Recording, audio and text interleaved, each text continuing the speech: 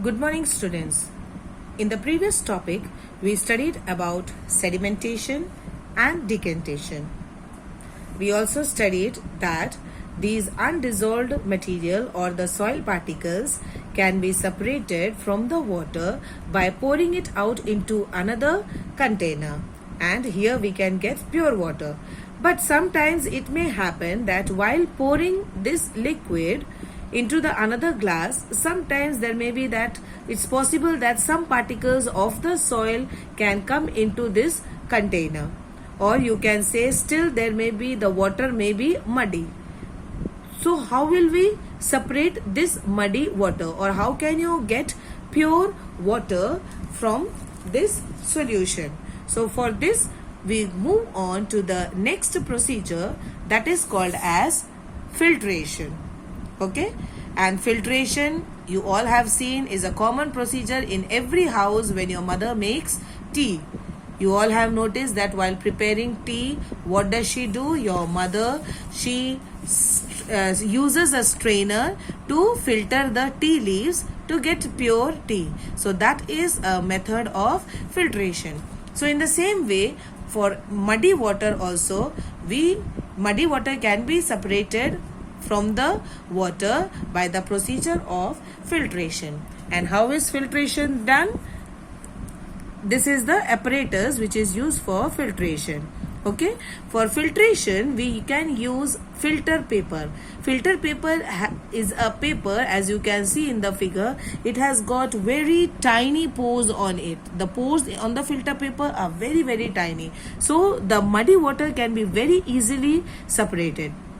When you pour the muddy water into this filter paper, what will happen? The mud, whatever is mud is there, it will remain in the filter paper, and here you will get pure water. So this is the process of filtration, and this you can see usually, as I told you, in your home when your mother prepares the tea. Then another example is by fruit and vegetable juices. You all have seen that fruits and vegetable juices are also filtered before drinking. You must have gone to a fruit juice vendor. What do? They separate the seeds and the solid particles of the pulp. It remains on the top of the strainer and you get pure juice. So this is how filtration is done. Then let us move on to the next procedure, which is called as evaporation. Evaporation also you all have studied in class 5th. What is it? It is the process of conversion of water into vapors. And this procedure is used to get salt from seawater. We all use salt at home, children, isn't it? And how is this salt water that we use at home? How it is obtained? It is obtained from the sea water.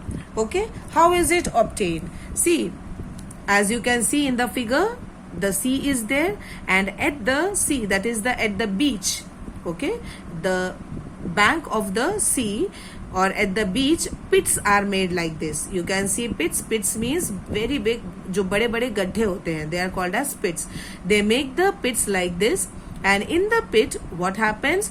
The sea water which is coming here, it will get filled in these pits. Okay, these pits are filled with sea water, and then due to the sunlight, the sun's heat, slowly what happens? All these seawater starts evaporating.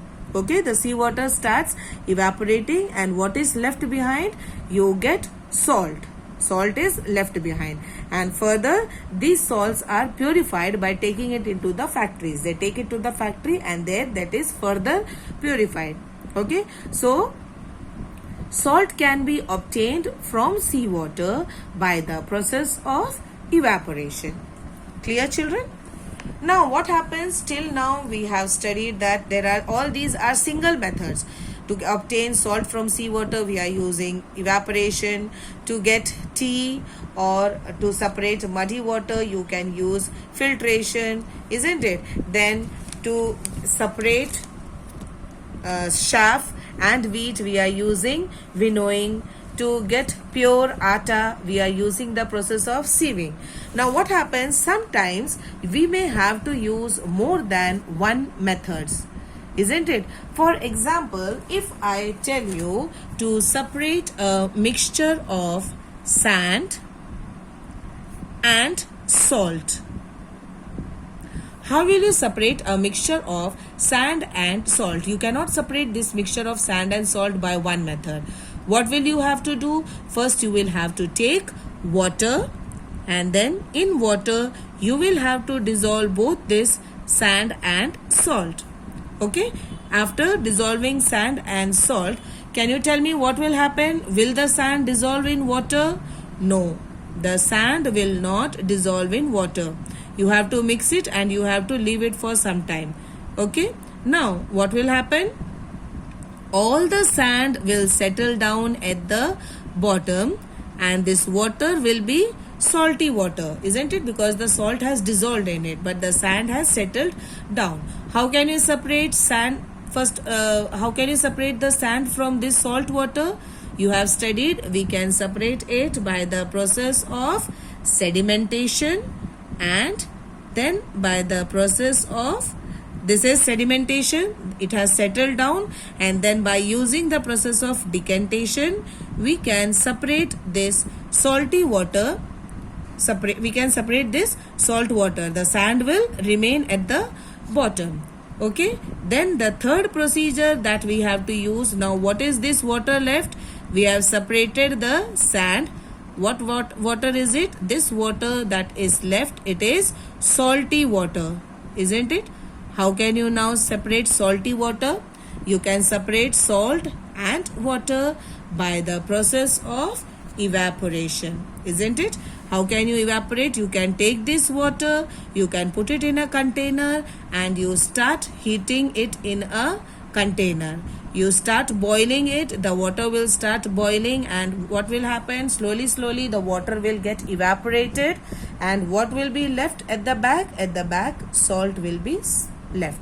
So in this way you can separate all these sand and salt. That means you are using more than one method.